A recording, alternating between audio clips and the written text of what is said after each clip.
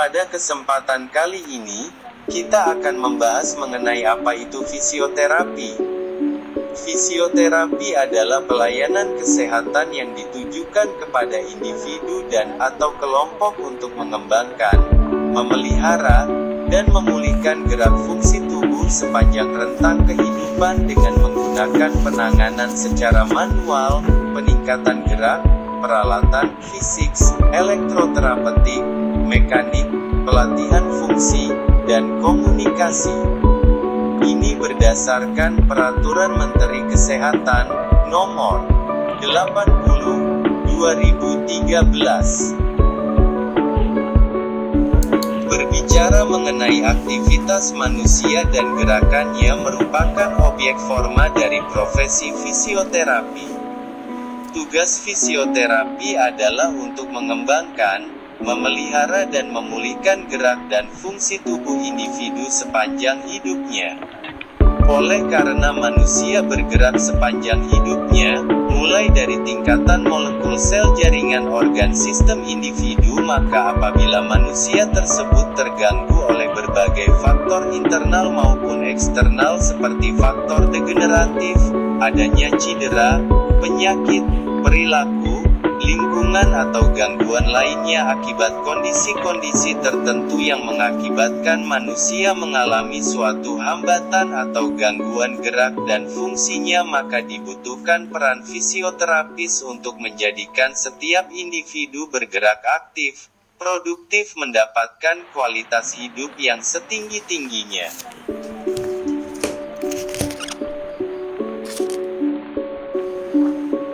Pelayanan fisioterapi meliputi upaya promotif, preventif, kuratif, habilitatif, dan rehabilitatif. Bila di Indonesia disebut fisioterapis, atau disingkat dengan fisio. Namun banyak dikenal juga beberapa nama berbeda di seluruh dunia, misalnya physical therapist di Amerika, Korea, Australia, Inggris, physical therapist spesialis konsultan practitioner di Mesir, kinesiologis, Syukrat Jalfari di Islandia, fisioterapeuta di Serbia, terapia fisika di Meksiko, fisioterapeutis di Yunani, fisioterapis di Kanada, Denmark, Brazil, dan lain-lain. Dalam bekerja, fisioterapis memiliki tanggung jawab profesi yang secara hierarki diawasi oleh fisioterapis dengan kompetensi lebih tinggi. Dapat bekerja secara mandiri, di fasilitas pelayanan kesehatan, olahraga dan kebugaran. Dan juga berkolaborasi dengan tenaga kesehatan lain. Fisioterapi memiliki kode etik serta dilindungi oleh hukum dan perundangan yang berlaku.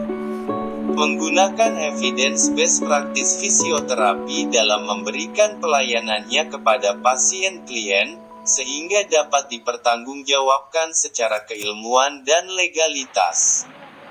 Beberapa negara yang termasuk dalam keanggotaan World Confederation for Physical Therapy (WCPT) sudah menerapkan direct access atau pelayanan langsung ke fisioterapi. Maksudnya siapapun yang memerlukan pelayanan fisioterapi dapat langsung datang ke fasilitas pelayanan fisioterapi tanpa perlu membawa rujukan dokter. Hal ini berkaitan dengan respon time, efektivitas dan efisiensi pelayanan terhadap pasien. Menilik sejarah, konsep dasar fisioterapi sudah diterapkan secara tradisional sejak 2500 BCE di Mesir, bahkan jauh sebelumnya di Cina. Dan mulai menjadi ilmu pengetahuan modern yang bagus serta masuk dalam sistem pelayanan kesehatan sejak 1874 di London. Sampai sekarang fisioterapi sudah berkembang secara global di dunia. World Confederation Physical Therapy (WCPT) adalah organisasi non-profit internasional yang menyuarakan fisioterapi dunia. Berdiri sejak 1951, awalnya dari 11 negara kini berkembang menjadi lebih dari 350.000 fisioterapis dari 112 negara, dan Indonesia masuk bergabung sejak 1991. Secara ketenagakerjaan, fisioterapi juga diakui oleh World Health Organization (WHO), The Classification of Health Worker, ISCO Code 2264 pada 2008, dan diakui juga sebagai jasa profesional perdagangan bebas dunia pada General Agreement on Trades and Services (GATS) pada World Trade Organization (WTO) sejak tahun 1994. Berkembang menjadi tenaga kesehatan yang terspesialisasi di Amerika sejak 1974. Perkembangan fisioterapi di Indonesia lahir sejak zaman perjuangan, yaitu setelah agresi militer Belanda. Banyaknya korban perang menggerakkan Prof. Dr. Suharso, ahli bedah ortopedik, mendirikan rehabilitasi sentrum di Solo untuk penanganan korban perang ini. Dan pada 1957 berdiri sekolah asisten fisioterapi pertama di Surakarta, yang peserta didiknya berasal dari utusan rumah sakit dan orang yang berpengalaman dalam keperawatan serta memiliki ijazah SMP. Pada 1970 berdirilah Akademi Fisioterapi di Solo. Kemudian menyusul pada 1984 Akademi Fisioterapi di Ujung Pandang. Dan kini tercatat ada 30 institusi pendidikan D3, 8 institusi D4 dan 11 institusi pendidikan S1, dan 3 institusi pendidikan profesi di seluruh Nusantara. Sebagai wadah pemersatu kala itu dibentuklah organisasi profesi fisioterapi pertama, 1961, yang bernama Himpunan Asisten Fisioterapi Indonesia, HAFI. Pada 1968 IKAFI, Ikatan Fisioterapi Indonesia, menggantikan nama HAFI dan membawa semangat kesetaraan fisioterapi Indonesia dengan negara maju. Dari sinilah terbentuk cabang di 4 wilayah di Pulau Jawa. Semangat IKAFI membawanya menjadi temporary member WCPT pada 1970. Sampai akhirnya diterima menjadi anggota tetap WCPT pada acara Kongres 9 dan 1991. IKAFI berubah nama menjadi IFI, Ikatan Fisioterapi Indonesia, di tahun 1996. Geliat IFI aktif dalam tiap Kongres WCPT menyuarakan profesi fisioterapi Indonesia di mata internasional.